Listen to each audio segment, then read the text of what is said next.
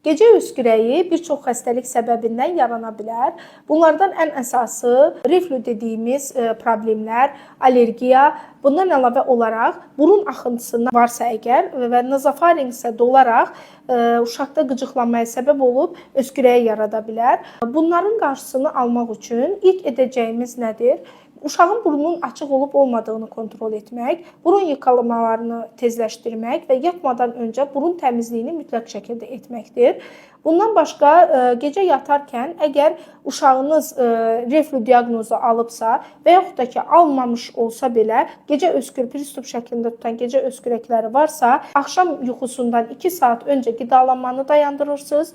Reflüksə səbəb olacaq yağlı, turş və süd məhsulu olan qidalardan uzaq qaçacaqsınız. Yatağının yastıq hissəsini 30 dərəcə hündür olacaq şəkildə qoymaqla reflüksun qarşısını ala bilərsiniz. Allerji haqqında isə digər videolarımızda sizə ətraflı məlumat verəcəyik.